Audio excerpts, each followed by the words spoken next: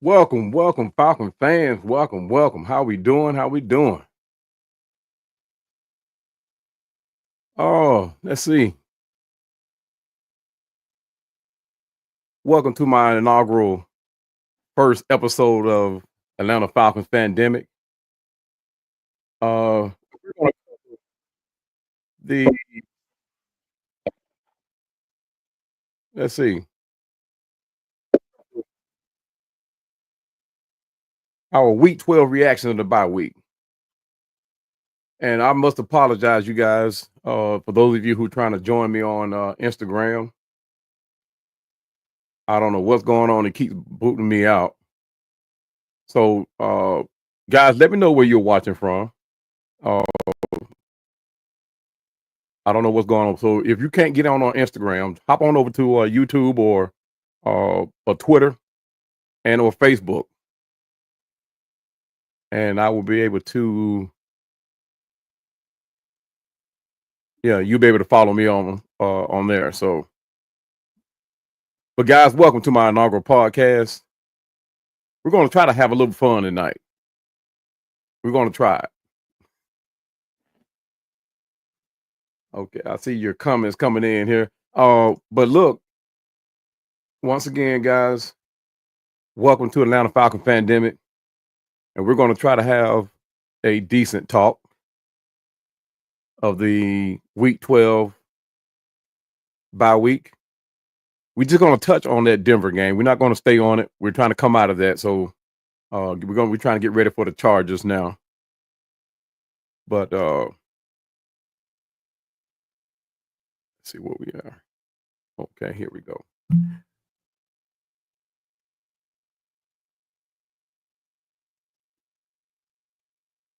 All right, here we go. Sorry about that, guys.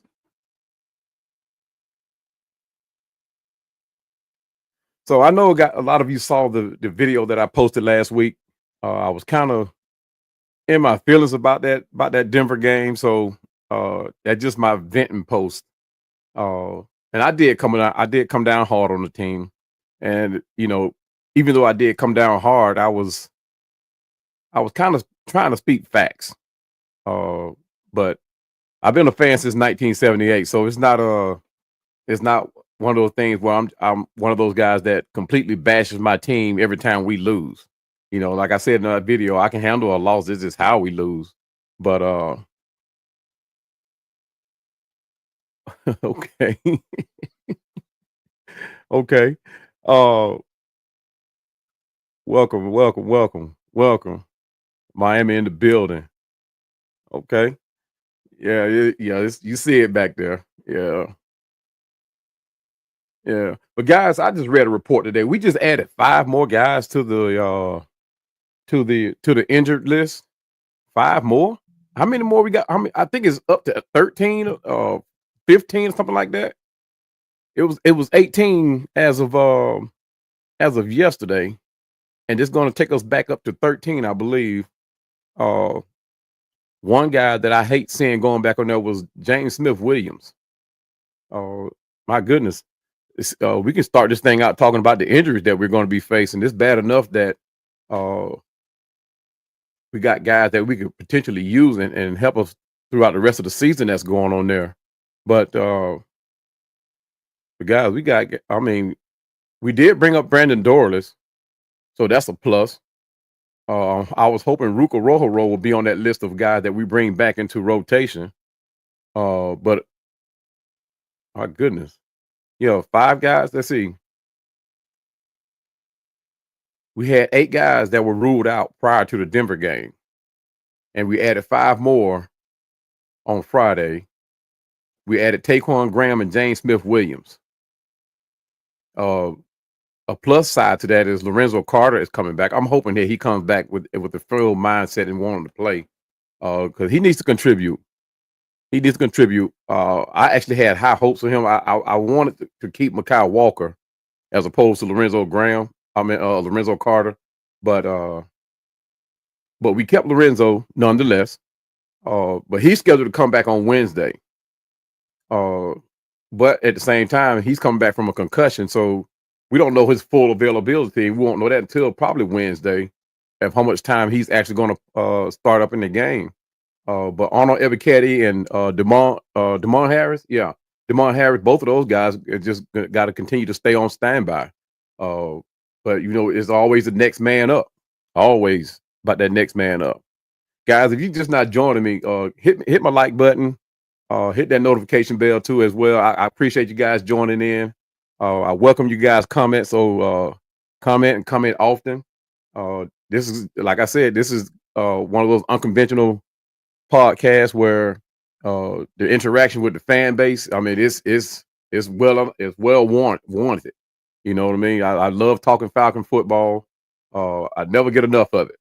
If I'm not talking horses, I'm talking Falcon football. So come on in, guys, and I already got my red cup going.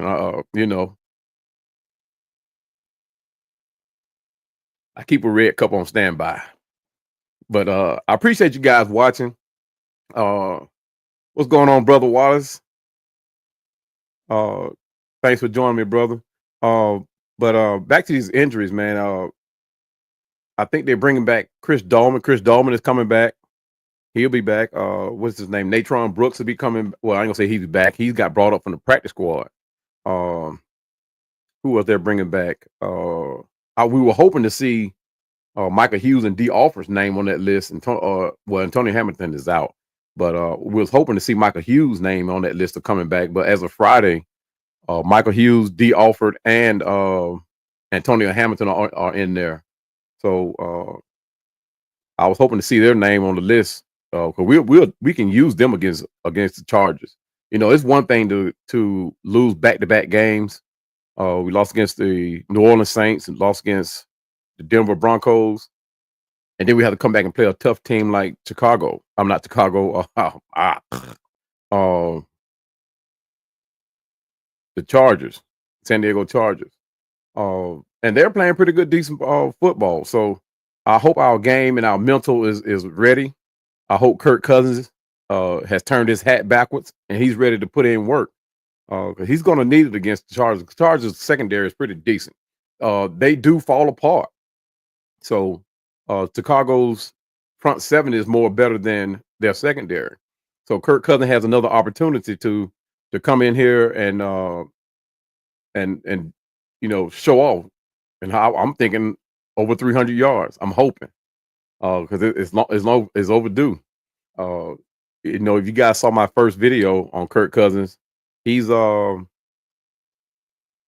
well capable of averaging 300 plus yards over a 5-game period. So, I mean, when is that Kirk Cousins going to show up? I mean, people right now are calling for Michael Penix and want to see Michael Penix in. But I don't know, man. I'm not ready for Michael Penix to come in just yet. I think we have to shore up that front seven. Should I say that front offensive line before we try to bring in Michael Penix?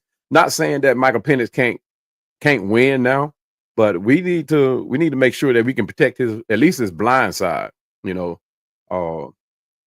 no use trying to bring in Michael Penix if we can't protect him. Caleb McGarry, we're going to jump right into the offensive line. Might as well. But Caleb McGarry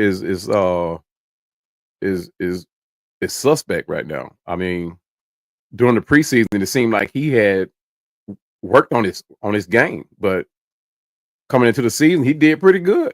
He did pretty good until he got hurt, and he came back and he was Caleb McGarry all over again. Still, Daddy, I see you, Douglas. I see you. Welcome, brother. Welcome. I appreciate you. And you're right. We do need to. He says, let's see. We need to go to work against the San Diego Chargers. And we do.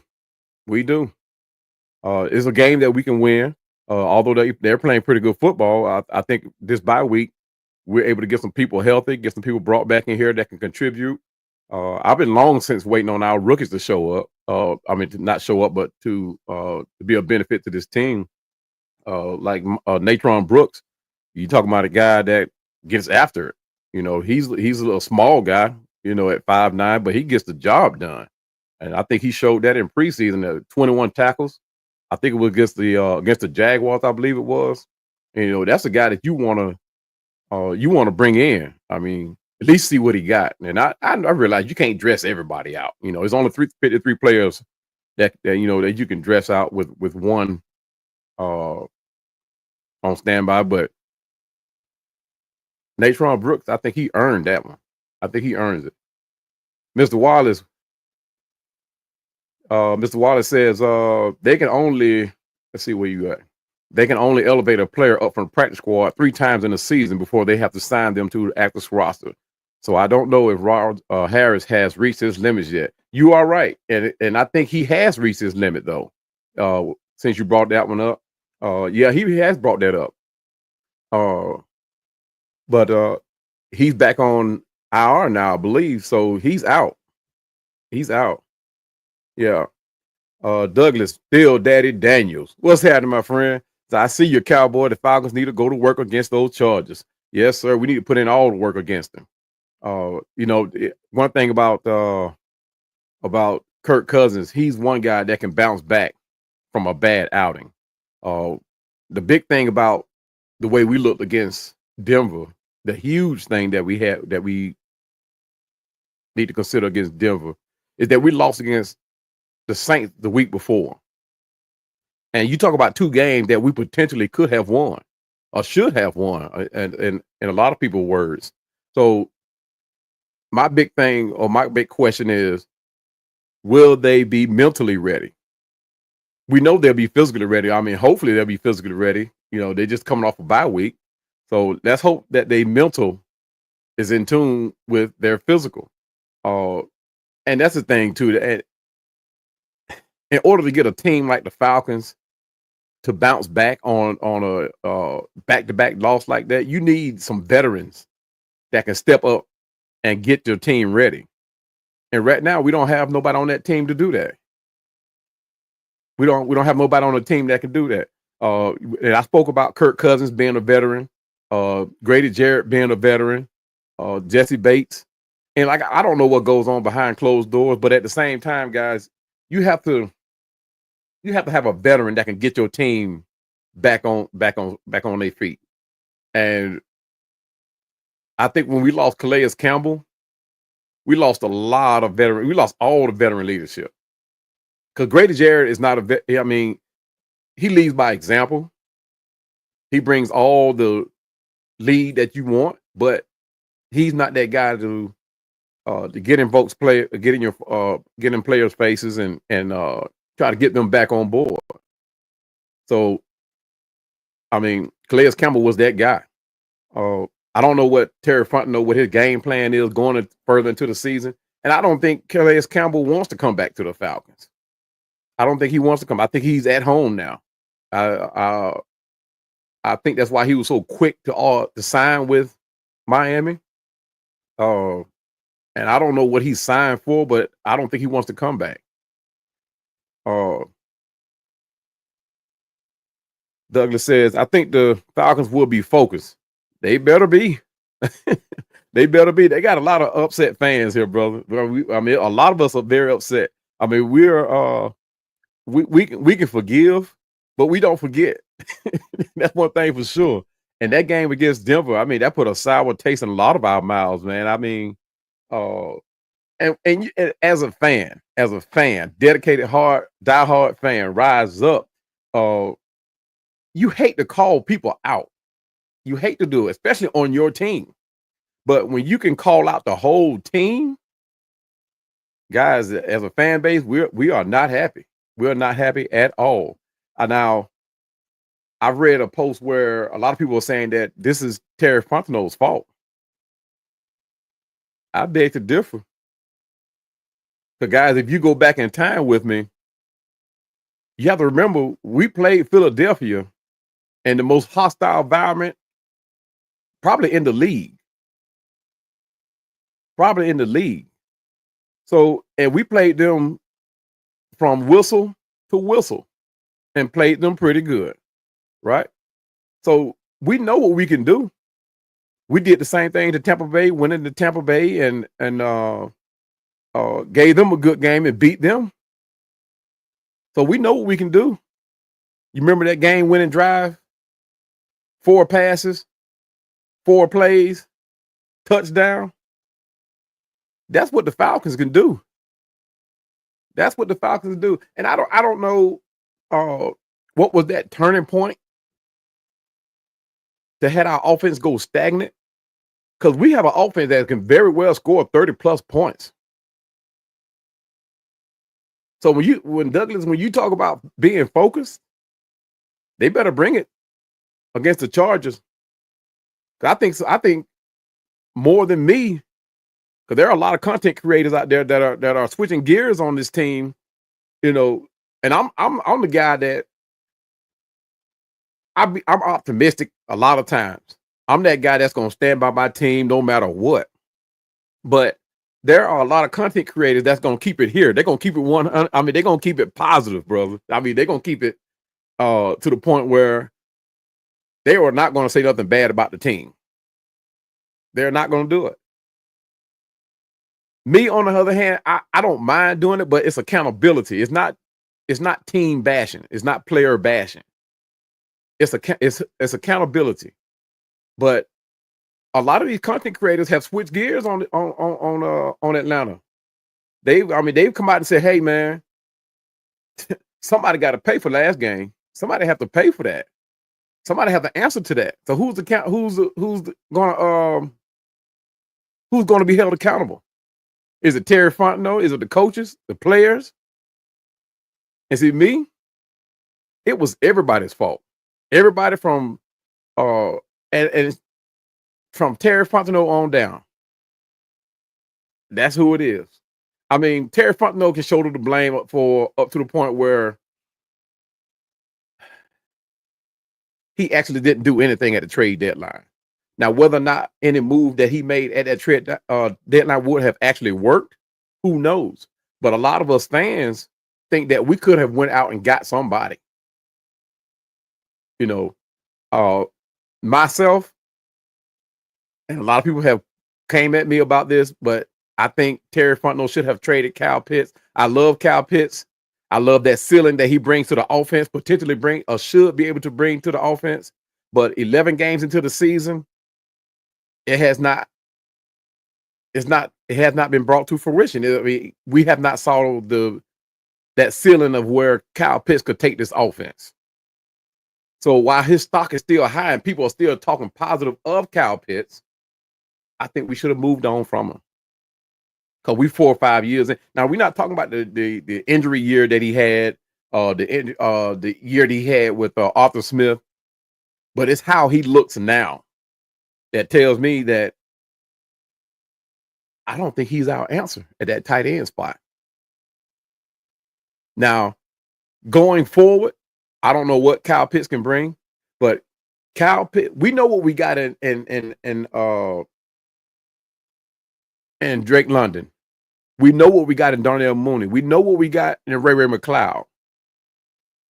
We know this, but we don't know what we got in Kyle Pitts. You see, if Kyle Pitts is able to bring in and see with Drake London and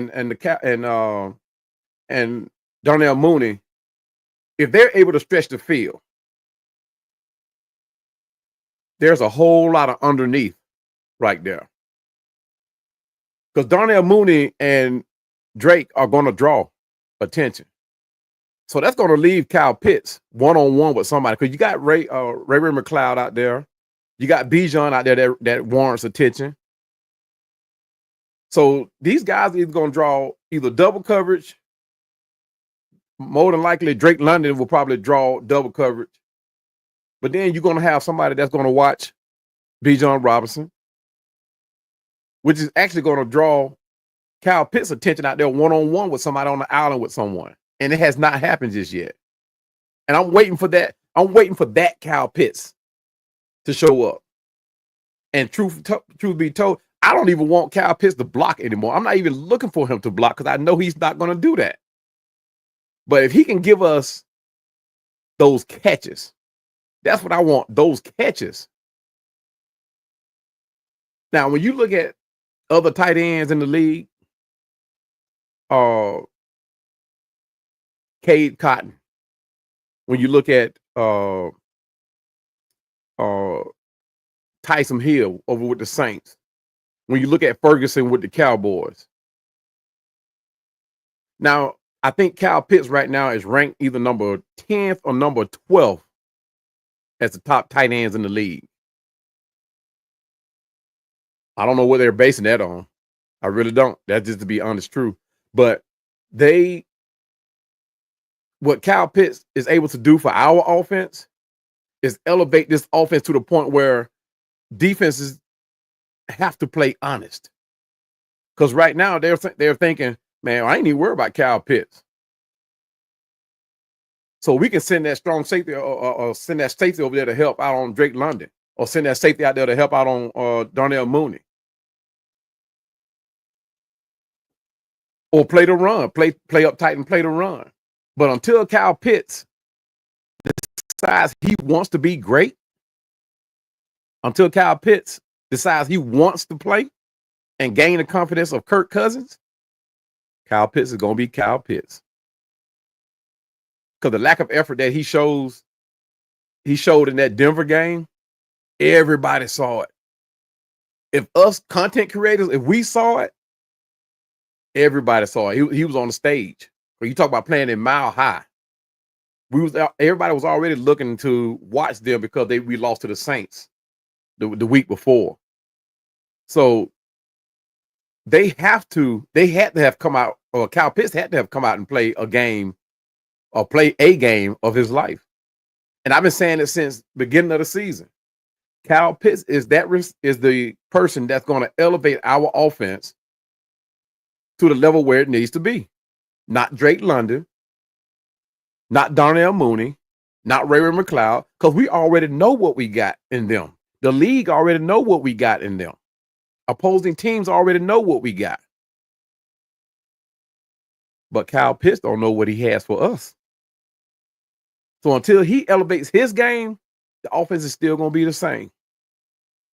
Because right now, everybody is focused on Drake London, Darnell Mooney, and either Bijan Robinson or Tyler Algier. If Ray McLeod gives us 4-5 catches a game, that's a bonus. If Cordell Hodge happens to come off the sideline and gives us something, that's a bonus. But they know that they can throw a double team on Drake London. They can put a bird dog on Bijan or Tyler Algier, which one it is. But Kyle Pitts is that one that's going to separate our offense from every other offense in the league. I've been saying it all year long. You talk about an offense that's capable of scoring 30 points a game. This is that offense. We can do that. There's not a defense out there. Even the Eagles defense, the Steelers defense. We weren't prepared against the Steelers. I know Doug is over there licking his chops because he's a Steelers fan, y'all. Even against the Steelers, we could have played. We could have played the Steelers better than we did. Even with TJ Watt having the game of his life, we still could have overcome that. We could have slowed that down without even blocking TJ Watt. Because most of the time, well, I take that back, because I was going to say most of the time Kyle Pitts was lined up over there, but he wasn't lined up on TJ Watt. He was always on the other side. But if we were able to execute and get Kyle Pitts to catching passes, either right over in that middle, that would have slowed TJ Watt down. Especially on the side where if Kyle Pitts is happened to line up on him. Now, that one time where Kyle Pitts did line up on TJ Watt and he kind of gave him that little cheap shot thing, you can take that out of the equation. We're not talking about that play. But the Steelers would have to have compensated for the fact that Kyle Pitts is consistently catching 5, 6, 7, 8-yard balls down the field. They would have to have compensated for it. Whether that be dropping TJ Watt back in the coverage with him or a linebacker on him, but they would have to have made compensation for Kyle Pitts. Now, granted, our offensive line could not handle TJ Watt. He's a handful for anybody. I don't care who we play against. He's a handful. But even going down after that game, against the Steelers. Kyle Pitts has not showed up. He has not showed up. But guys, Kyle Pitts is not the only issue on this offense. Mr. Wallace says, I think our main concern is how they come out with changes to the defense because our defense can't stay the same and expect to stop teams. You're right about that. But whose responsibility is that? Huh? That's on Jimmy Lake, right? It's up to Jimmy Lake to make those defensive calls. And so far right now, I think Jimmy just out there calling. He out there just calling plays. I don't think he's playing to the strategy of how the game is going. I think he's just calling plays of the personnel that he has, depending on who the personnel he has out on the field. And that's why Raheem Morris needs to step in ASAP and not wait until this thing manifests to the point where we can't compete in the playoffs or rely on him to be able to compete in the playoffs. I don't know, guys. I don't know. I think Raheem Morris, he looks like he wants to say something, but then he looks like, I don't want to step on this. He's my coach. I got to depend on him. I got to rely on him. But Coach Morris has to realize this thing is riding on his shoulders. Everybody in the city, everybody in the league is looking at him because he's the head coach. Everybody's going to give Jimmy Lake and Zach Robinson a pass. You talking about first year coaches and coordinators. But Raheem Morris, you're going to shoulder the blame if this team comes up short in the playoffs. Because when I did my content, and this before he named his coordinators, that I just knew, guys, we back here. It was no doubt in my mind. I had already penciled it in. I'm still penciling it in. We are here. We're outrunning the South. But Tampa Bay is going to make this thing a competition. And because Tampa Bay's schedule going down the remaining part of the schedule is it's, you talk about a lax schedule. There's not a competition to be had. Now they have to play the Chargers too. But like I said, there's not a competition to be had for Tampa Bay going down the stretch. So we have to take advantage of the 6th game that we have left. And our schedule is not so easy. Our schedule is not so easy. I'm going to show you what we got left.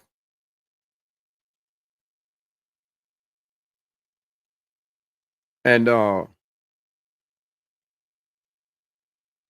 we got? We got the Chargers next week. And we have to go. No, they have to come here. We play them here, which is a bonus for us, right? And then we got let's see. Then we got the Vikings after that, which we got to go see the Vikings. And the Vikings, man, they're not an easy team. They are not an easy team.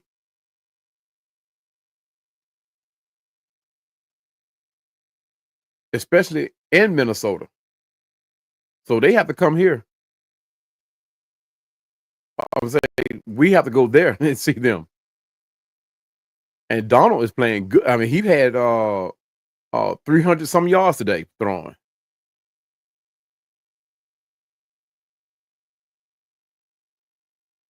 Hold on, guys. I lost my page here.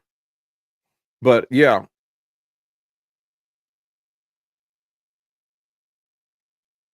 I got to bring it back up, y'all. But going down the stretch for us, our schedule is pretty tight. We got the Chargers, the Vikings, the Raiders, who we should beat. We got the New York Giants, who come here to play. We got the Commanders, and then Carolina. So, guys,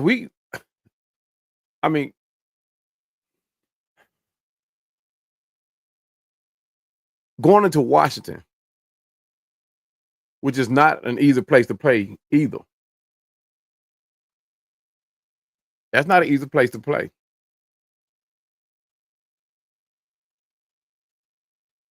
It's not, it's not Philly or nothing like that, or Pittsburgh, or uh but at the same time, the Commanders are playing pretty good. That boy Jaden Daniels, that joker's playing with, I think, a cracked rib or something else like that. They happen to tape up his body pretty much, and the boy is playing lights out. He's playing lights out. Like Mr. Wallace says, this is a must win for us. It's a must win. If this game goes down as a loss, guys, we're going to be suspect in the playoffs.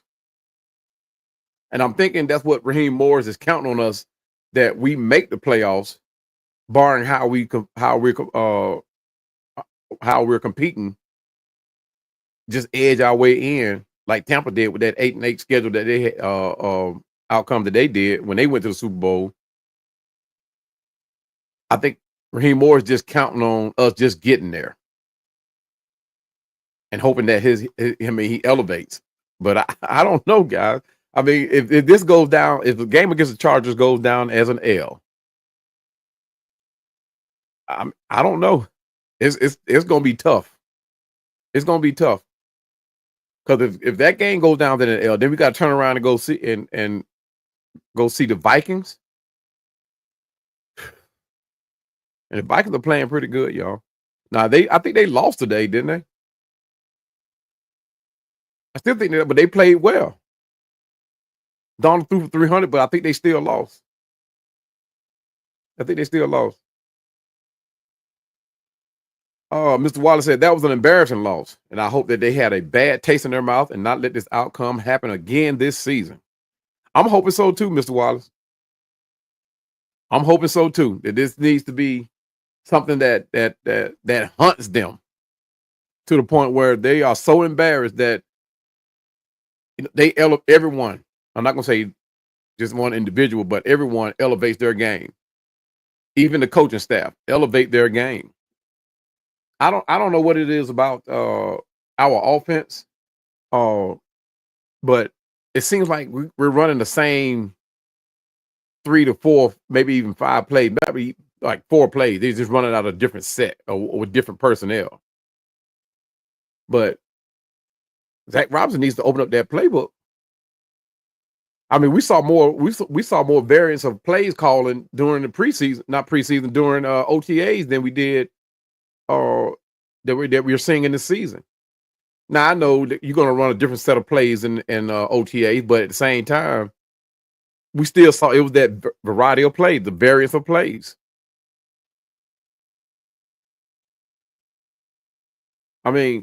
Zach Robinson has the same playbook that he had up there and with the Rams. He has the same playbook, just different personnel. So is it that our players are not performing, or is Zach Robinson not calling the right plays? Now, we saw various instances where Zach Robinson, we kind of knew it was him. It was on him. So who's to blame? Just like Jimmy Lake needs to shoulder the blame, does Zach Robinson need to do the same thing? How much blame does he get? But I saw Mr. Wallace said, that's me too. I'm going to stay with the team no matter what. Oh, we die hard now. We may talk bad sometimes about our team, but we ain't going to let nobody else do it, though. That's what it's all about. We're not going to let nobody else talk bad about our team. If anybody going to talk bad about them, it's going to be us. We're going to come back at you if you talk bad about our bird. We here. But Mr. Douglas says the main thing needs to be the main thing. The Falcons and Kurt are excellent play action pass team. They need to run the ball. Mr. Wallace, you won't believe how many Falcon fans have said that. We've been saying it since the jump. We got two of the best running backs in the league. Not just in the division, not just in the conference, in the league. And we've been saying that since that first game when they kept Kirk in that pistol. That was so embarrassing. And ever since that day, everybody been saying, "Hey man, what happened to the play action? Why is Kirk in the pistol and not on the center or shotgun? Where's the play action? Play action. We've been screaming play action."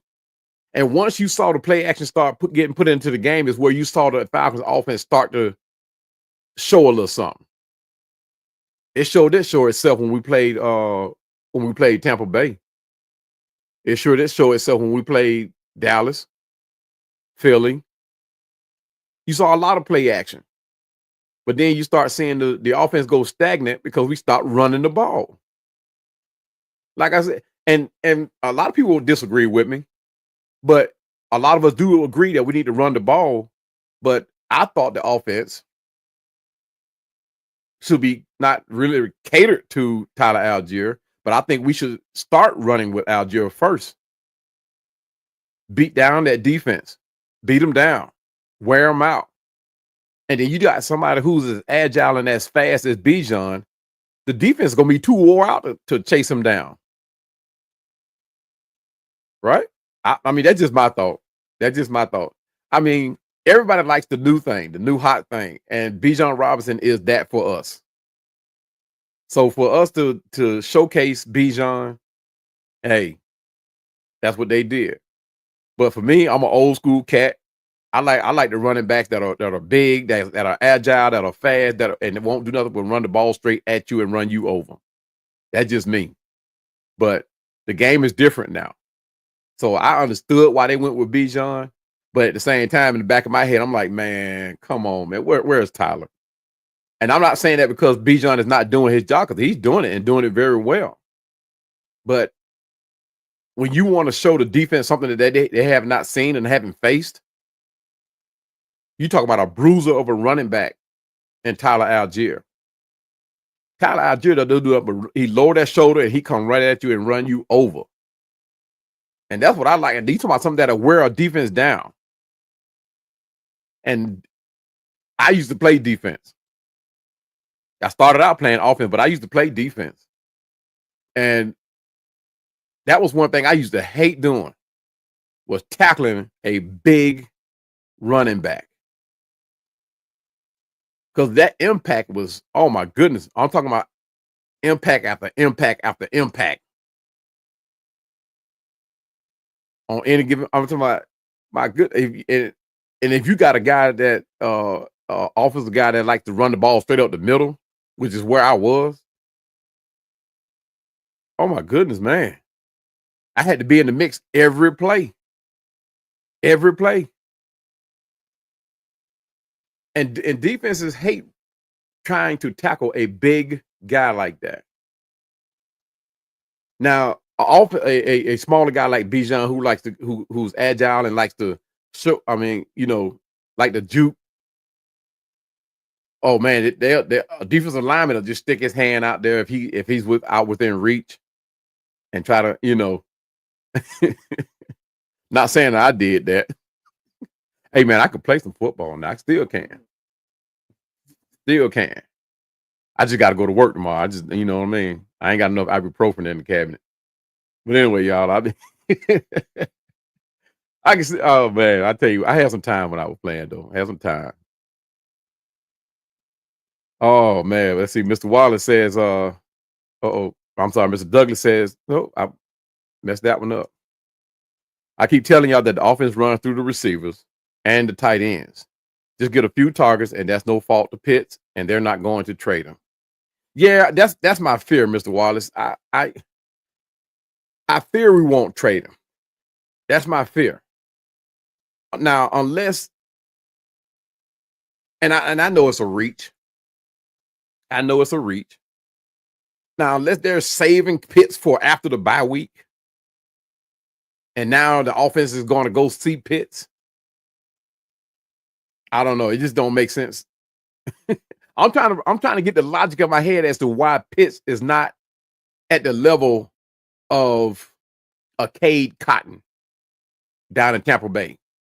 He's not at the level of. I'm not even talking about Travis Kelce. I'm not even talking about Kittle with the 49ers. I'm not even talking about on that level, because those two guys can block as well as get you the pass plays, the catches. And like I said earlier, I don't even want Kyle Pitts to block. At this point, I want him to come out of that slot and go catch me a pass. That in itself will elevate this offense. And yes, the offense does run through the receivers, but you heard Raheem Morris say, and I don't know why, but everybody wants to dictate Atlanta as a run first team just because we got two running backs. We got two running backs that can also play receiver. That's already been proven.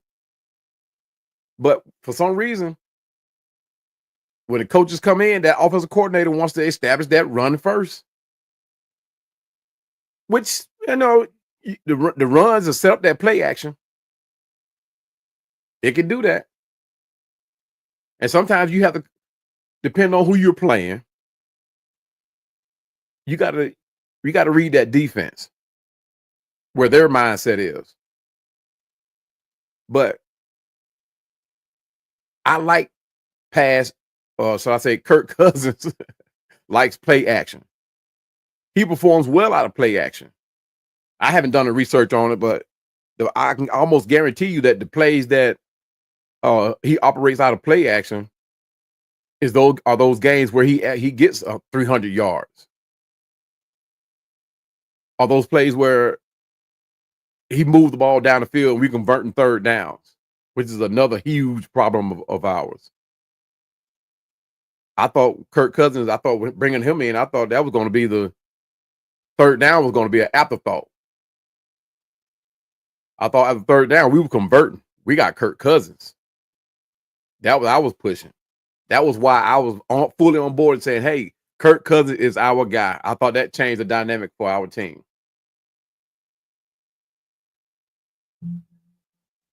Mr. Wallace says you can't tice him as a tight end because he's lined up in the backfield running the ball. Man, I'm going to tell you something about Tyson Hill. Tyson Hill is a different caliber. Ever since the Falcons have started facing Tyson Hill, we have never been able to do anything with Tyson. And for the most part, Sean Payton knew how to handle the Falcons.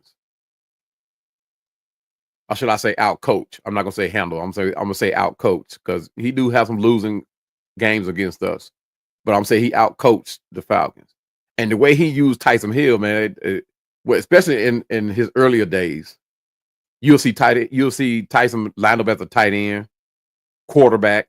You saw it was a couple of series against Sean Payton where Sean actually benched Drew Brees and put Tyson Hill at quarterback. So that man, I mean, like I said, he's a different caliber. And you talking about somebody that can block? You call on him, he does it all. Block, catch, run, throw. That's Tyson Hill. And that's basically why we couldn't do, because we didn't never know where he was. Even when we knew where he was, we couldn't do nothing with him. He's that guy. And I hate to give him that much credit because he's a saint, but Tyson Hill is Tyson Hill. So when we played the Saints this year, and I was telling everybody that they are bringing that man back just to play us, because he knew that we cannot do nothing with Tyson Hill. He knew that. He knew that. And we won. But the Saints made a game of it because of Tyson Hill. Yeah, what's his name? The running back. I'm brain farting with him, but you guys know who I'm talking about. He did his thing too, but he's expected to do what he do. But Tyson Hill gives you another level. And that's what I was looking for out of Kyle Pitts, to catapult this offense to that level. Give Kirk Cousins another weapon. Give the defense another problem to deal with. And Kyle, on paper, it is what it is. Kyle Pitts is that problem on paper. He's that problem for defenses. It does not transitions into the game. For some reason, I don't know. Mr. Wallace says they need to scheme up more play for Pitts, and the only knock on him is that he's not going to run his route at full speed and crisp if he's not getting the ball. And Mr. Wallace, you are 100% correct. And with you knowing that, you can rest assured that Kirk Cousins knows that and see it. So he's not going to risk potentially throwing an interception or incomplete because Kyle Pitts didn't do what he's supposed to do. It was very evident in that Denver game. Everybody saw it. It was one of the things a lot of the content creators, news analysts, is what they spoke of. He seemed to like he's not in the game or in the play. Even when the ball came to him, it was like, damn as I do, damn as I don't. Oh well, incomplete. So that's why I was saying, if he doesn't want to be here, he's showing that he does not want to be here. He's performing like he doesn't want to be here. Get rid of him. You can find any tight end in the league that's doing what Kyle Pitts is doing right now. Any tight end. That's why I hate we lost Fitzpatrick.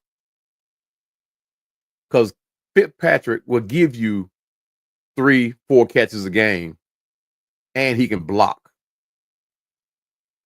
Charlie Warner, same way. You can find any tight end in the league that will give you that. But somehow or another, our tight end, Kyle Pitts, when he catches a pass, I'm surprised. I'm shocked that Kirk Cousins even go to him. I'm shocked. But Mr. Douglas said the Vikings are in a tough and dominant division. Yes, sir. And that's why they stay ready. I guess that's a good word for it. Plus, Sam Darnold he's not a trash quarterback either. He's a solid quarterback. He's a journeyman quarterback. He hasn't been. Him and what's his name down in Tampa Bay. But yeah, they are tough quarterbacks. Plus, they can run a little bit, which is why we need to be ready for Sam Darnold. Like today, he threw for 300 plus yards. I didn't even see the whole game, but the way he was throwing the ball, I thought they were going to win. But Kirk Cousins is that same quarterback. Only thing is, Kirk is not as mobile. He's not mobile. Now, Kirk took off on a couple of plays against Tampa Bay where I was like, wait a minute, Kirk pulling out a chain. Kirk ran for a play, picked up. To me, it looked like it was a first down. To me, against Tampa Bay, but they marked him 1 yard short of the first down, and then Kirk hurried up the offense and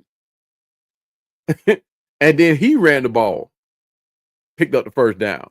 So I'm like, wait a minute, Kirk pulling out a chain all season. Is he that hurt? Can he really run? But I think that was all heart. I don't know if Kirk Cousins can do that, and I don't want him to do that on a case by case basis. But he did show his heart in that one. But at the same time, that's when I was like, wait a minute now. If he could have did that game against Pittsburgh, where Pittsburgh pretty much just dropped back. I think it was like third and like maybe 2, I think, or something like that. And Pittsburgh knew we were going to throw. They knew we were going to throw. And that hole opened up so wide, Kirk could have walked up there but he didn't do it. And ended up throwing it incomplete. So I'm wondering, like, wait a minute. That was a tough run against Tampa Bay when he picked up those 9 yards. And like I said, he could have walked and picked up that first down against Pittsburgh. So I don't know. I don't know. I don't know. I just want I just want our offense to be that 30 plus points a game like we should be. Like we should be. What's going to take for us to do that? The offensive line have to block far better than they have been. Because those penalties they picking up, man, those senseless penalties. We'll be on a roll, and all of a sudden, Jake Matthews will hold somebody. It's like clockwork, and he be the one, and he's the one that do it. Jake Matthews, our veteran. I don't know why he's always the one that when we get on the roll, he's the one that does the holding. I would think that Matthew Bergeron, who's the young guy, it would be him. Of course, he has some under his belt too. And then I thought Caleb McGarry, he'll be the one with the hold. Even Chris Lindstrom, but Jake Matthews, especially when we're on a run like that, you would think a veteran would be like, "Hey, if we go stagnant, it's not going to be on me." You would think. Mr. Wallace said the Vikings won in OT. Okay, all right. Yeah. Okay. He also says, in my opinion, we need to win all 6 of those games coming down the stretch, but I don't think it will happen, and we should at least finish 5-1 in the division. We better finish 5-1 in the division, because if we lose against Carolina, and Carolina played pretty good today, even though they lost, they played pretty good. They played the Chiefs. I think the Chiefs end up winning 30-27. Yeah, 30-27. Now,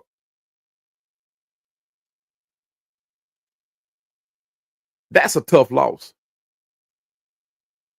When Raheem Morris spoke of a tough loss, that's a tough loss.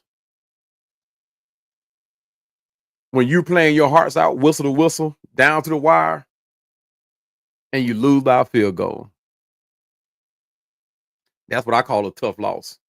That what happened over in Denver was an embarrassing loss. I hate to say it, guys. It was. Mr. Douglas says, I talk bad about my Steelers all the time. You should have heard me last year. I feel the pain, brother. I feel the pain. I tell you, when we had Arthur Smith here, man, I tell you, oh my goodness, more than a few of us were talking bad. But it was more talking about Arthur Smith as opposed to the team, because we had the personnel here. Speaking of personnel, I think if Terry Fontenot made any mistakes this season, it's because we didn't keep players like Rashaan Evans. We didn't keep players like Calais Campbell. Those two. Rashaan Evans was a tackling machine. His sacks weren't there, but he was a tackling machine. Tackles for loss. That was Rashaan Evans. Pressure on the quarterback. That was Rashaan Evans. Calais Campbell, who didn't know what he did? I think he had 14 sacks last year, I think. I'm not sure. But he made an impact. And he was that leader on that defense. The other mistake that I think Terry Fontenot made, he didn't retain Ryan Nielsen. You talk about a coach that took your bottom feeder defense to a top 10, and you let him walk out the door. I mean, everybody Falcon related had to be scratching their head on that one. Everybody. And then you bring in a first-year coordinator. That I don't know. I don't know. I hate this.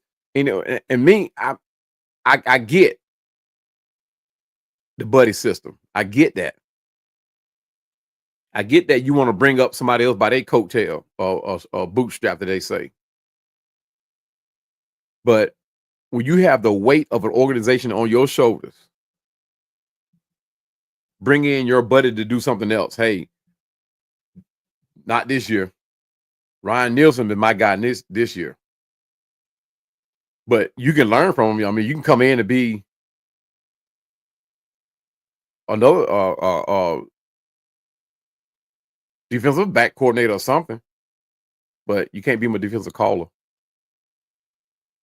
You talking about, like I said, he took your bottom feeder defense to a top 10. Had them guys playing. And we added to that defense. We didn't lose. Well, I take that back. We did lose 2 players, and Rashawn Evans and Calais Campbell. But we added to the defense, basically, especially in that secondary.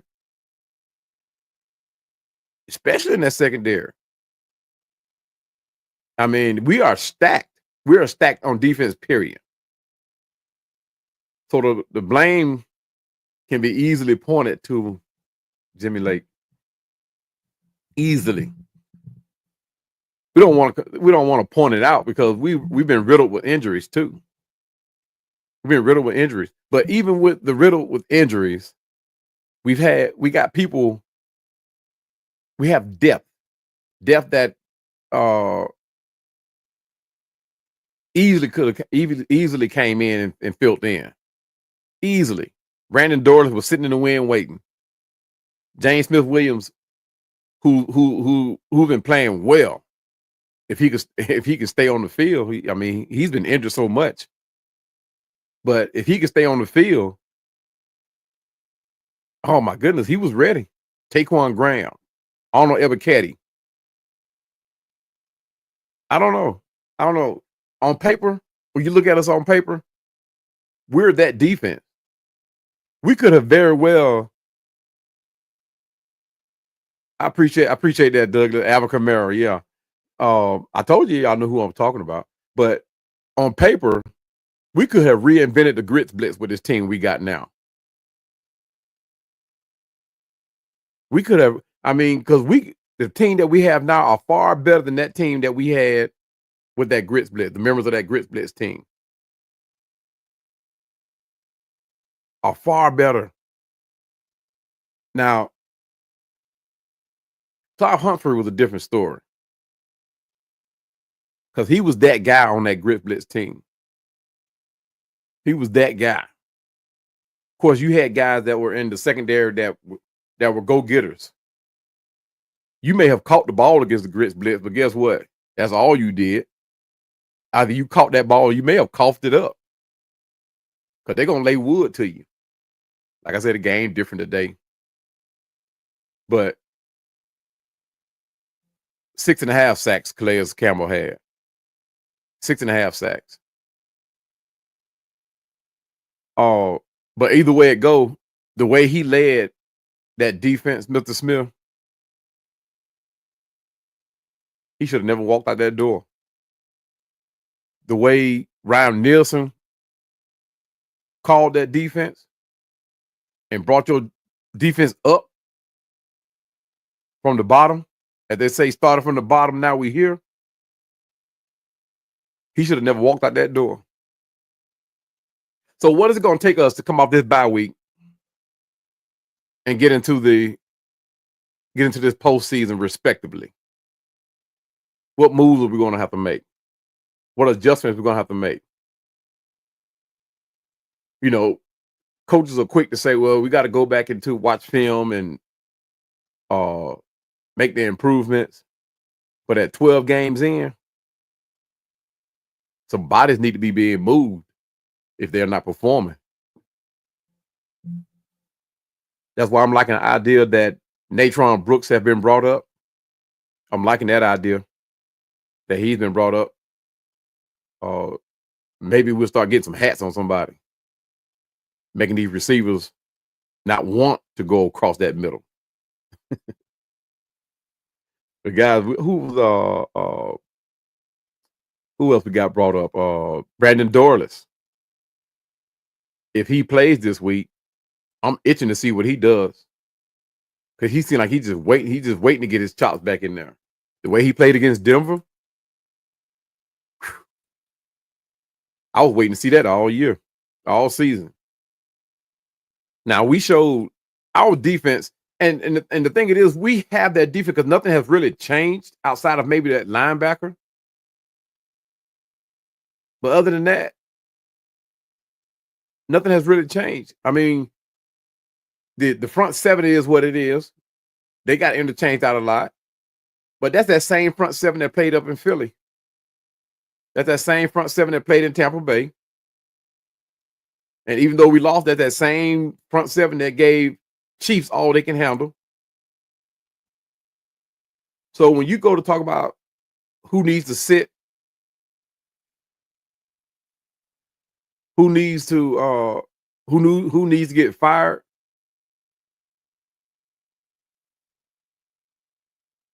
Jimmy Lake needs to make some adjustments.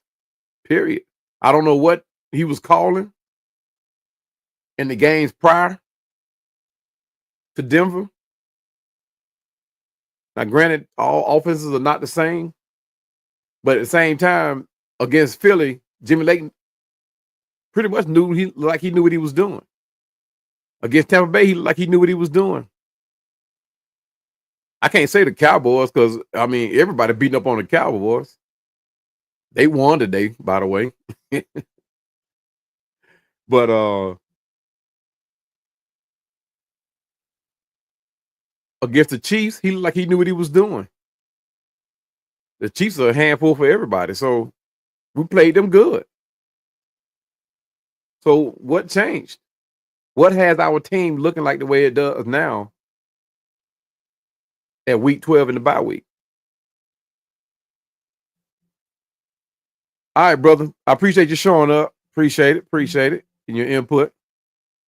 We'll see you. And we don't know if Nielsen wanted to stay either. Yeah, you're right about that. But speculation is he wasn't being offered to stay. Am I right or wrong about that? He wasn't being offered to stay. When you have a team and like the defense that we had, who was basically almost second year in dealt with that defense, and you're able to take them to top 10, you want to be known as that guy. You want to keep building so your name gets stronger. Not do a lateral move and go someplace else and be another defensive coordinator.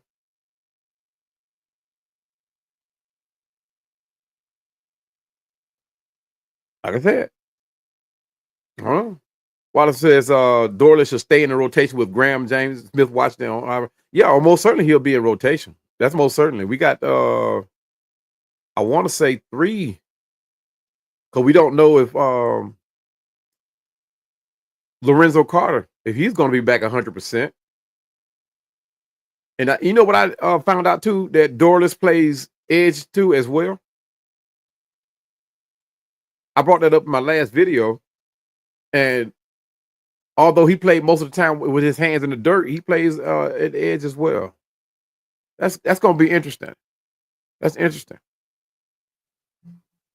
So are we in that need of an edge rusher like we think? I mean, we still got Braylon Trice out there. He's hurt. He's going to be back next season. Is that why we were in such a hurry to go and get an edge rusher via the trade or deadline or otherwise free agency? I don't know. Mr. Wallace says, and we can't put all of this on the coaches and the players have to own up and executing the plays. You're exactly right. Because we were talking about Kyle Pitts. We were talking about and Caden Ellis. I mean, he's playing lights out too. But there are other players that have not been getting their name called because they haven't been making plays. Matthew Judon. And, a lot of people came at me hard when I called out Matthew Judon. A lot of people came at me hard. But I hope they see now. And I hope other people have put in the work and went back and watched the games or rewatched plays where they say he was double teamed on, which he wasn't. Now, granted, like I said before, if the play came Matthew Judon's way, of course he's going to be double teamed. They're gonna pull a guard if a running play is coming his way. So he had no choice but to be in on the play. So of course he's gonna be double teamed. But on pass plays, nobody's double teaming Matthew Judon.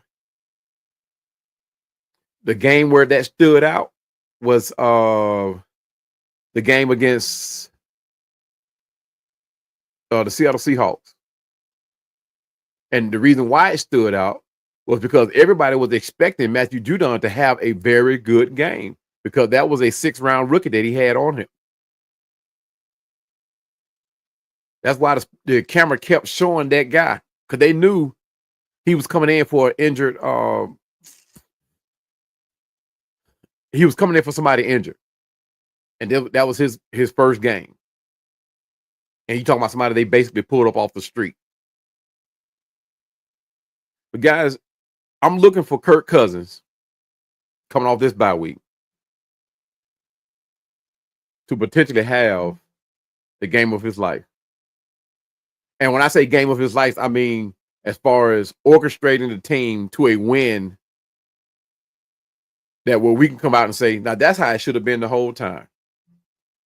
I'm not saying he's going to have a 500-yard throwing, but I think he's going to come in and move the offense up and down the field like we're supposed to. I'm looking for, and I'm going to say it again, Kyle Pitts to elevate our offense.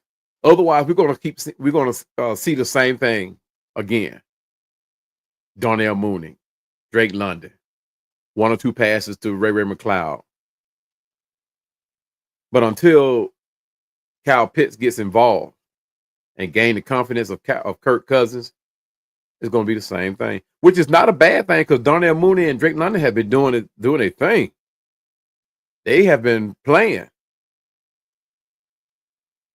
And speaking of which, I would like to see Casey Washington. I don't know if he's going to play this week or not because he hit that ground pretty hard. I don't know. Hopefully this bye week did him some justice and got him some rest that he needs so he can recoup.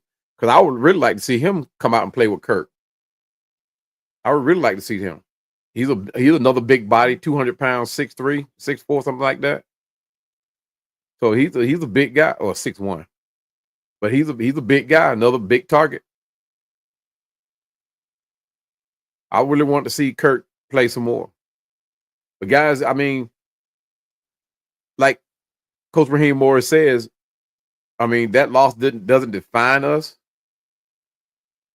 But at the same time, it didn't help us at all, especially as a fan base. I have never seen the fan base get so outraged. I mean, the Super Bowl was a loss,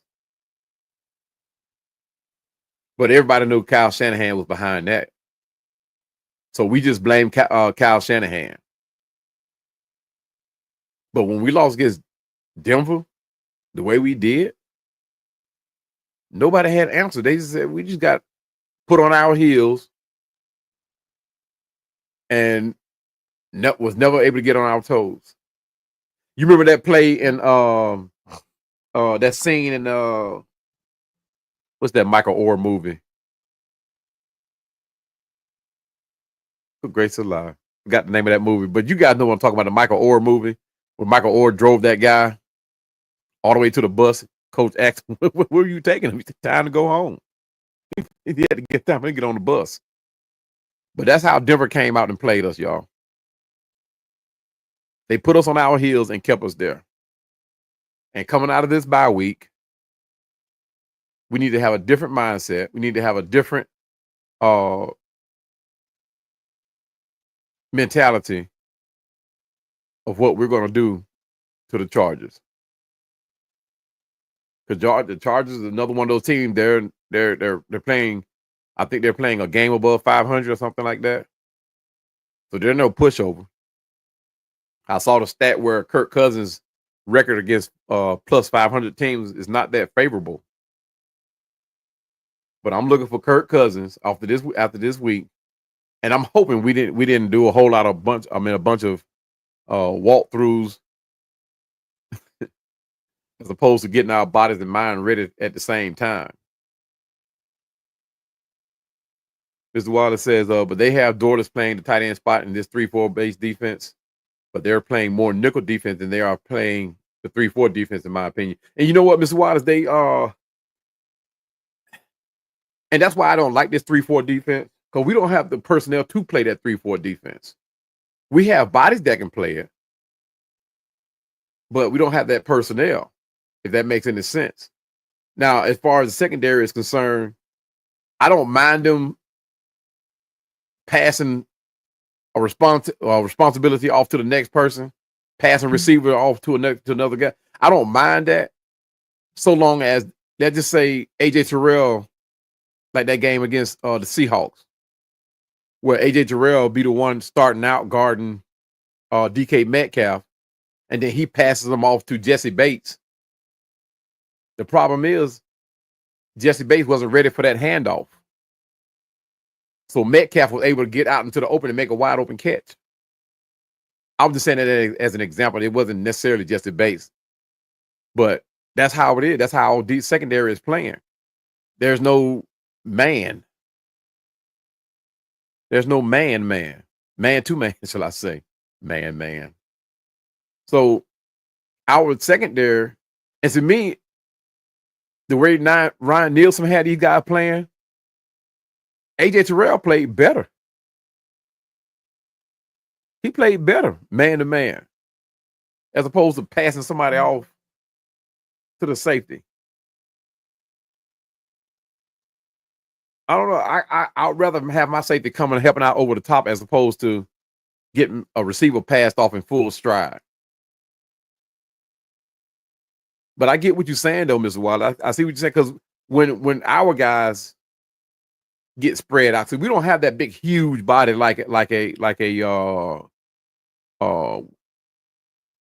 Vito Vea that can stay in that middle and clog that middle up.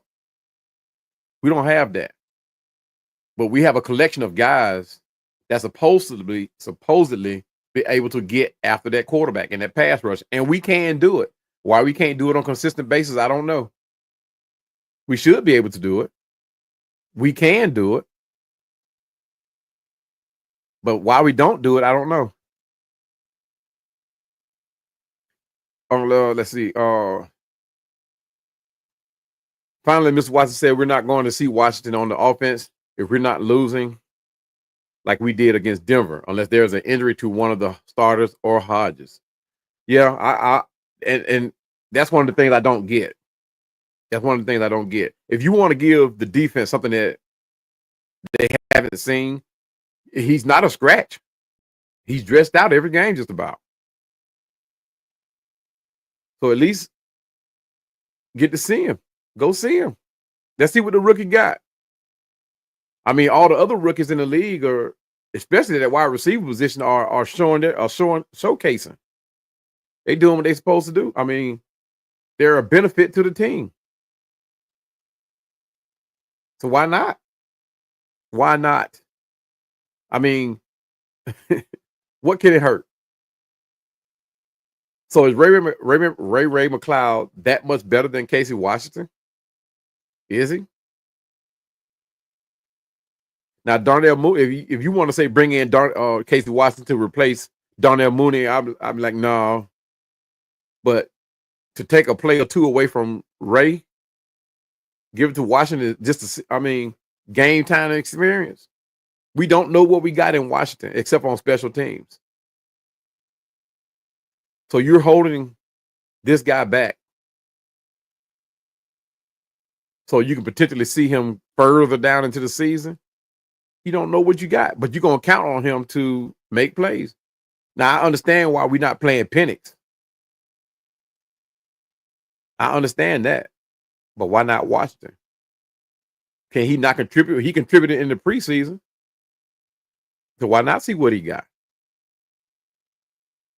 Like I said, the man is dressed out. A couple of plays won't hurt. I mean, the way we're playing this right now, it definitely won't hurt. Definitely won't hurt. This is why I said we have been a 3-4 defense since we got Arthur Smith, and I think we do have the personnel to run a 3-4 defense. And keeping both safeties deep is not helping either against the run. And see that's the thing, Mr. Wallace. Uh, and I totally agree with you. But when you when we run that 3-4 defense, who we have? Grady, possibly Taquan, either Matthew Judon or Arnold Ebiketie. Neither one of them are going to bring that pressure that we're looking for. Now we have done it when we showcased that we could do that 4-3. That's where we got our pressure. I can't remember a game unless you can remind me of it where we got that pressure with that 3-4 defense. Remind me, I mean, the games where we got that defense. I mean, it got that all the pass rush or the rush is when we snuck in, and it wasn't a blitz, but when we snuck in a linebacker that had to be accounted for. Basically, you saying we don't have that man in the dirt, so it's a 3-4 defense. But when you do have players like Lorenzo Carter, who was playing early in the season, who does not get no pressure, we have Matthew Judon, who hasn't been getting the pressure. That leaves Grady Jarrett, Taquan Graham in the middle to face off 3-4 guys by themselves. I don't know. I just call it like I see it. I just call it like I see it, guys. I mean, a lot of guys might get mad at me and say, "Hey, man, that ain't how that go. That ain't how that go." But that's how it's been going. That's how it's been going. But guys, I mean, welcome. I mean, I appreciate you guys coming in to Atlanta Falcons Fandemic. You know, this first inaugural podcast. And this, I'm going to try. To come on every Monday nights. But most of my shows are going to be pop up until I get me a set schedule. My job just, I mean, I have a bunch of new people, got a new promotion. So it's just, and then I got a hustle on the side too. So I have to get me a set day where I can come in. And like I said, I appreciate you guys watching Atlanta Falcon Fandemic. You guys on Twitter, I appreciate it. And for the ones that tried to watch on Instagram, I do apologize, but I will get it figured out. Don't know what happened, but I will get it figured out, like I said. But guys, it's been real fun. This is fun. Now I see why a lot of people get hooked on. I see. So I appreciate it once again. Mr. Waters, I appreciate you. Douglas, I appreciate you. Jessica, I appreciate you, babe. She gonna kill me, y'all. Yeah, I said it. But anyway, guys, I appreciate y'all. Y'all come back in. I'll probably be here tomorrow night as well. We'll do another pop-up show. And hopefully we can get more comments. We can get more people involved. And I appreciate that, Mr. Wallace. And look forward to make more great content. Most of my content, y'all, right now are just videos that I pretty much just give my opinion on news about the Falcons. But if you follow my channel, you'll see what I'm talking about. But this is my first show as a podcast, and hopefully I'll be able to grow from here on my trek to 500. Right now, I'm gonna start small, y'all. I'm gonna say 500 subscribers. So if y'all haven't already subscribed, please feel free to subscribe to my channel. Reach out to me. I do answer all comments, answer all requests. So, but guys, we're not out of it yet. We're not out of it yet. Appreciate that, sugar. But rise up. But yeah, we're not out of it yet, guys. we on a this game has not. I mean, I say this season has not been easy for us. The injuries have played more of a part than we thought it would be. Um, but we're gonna get it together because most of you guys are coming back from injury. The ones that I wanted to come back haven't are not going to be able to come back. Uh, Probably not even before the end of the season. But DeMarco Hellams, man, I wish he was here, able to play.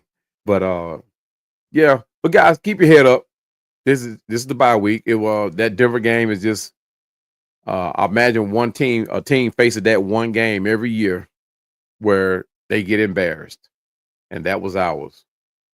But we gotta, as a fan base, we need to find something to do on the bye week. We need to find something to do as a fan base.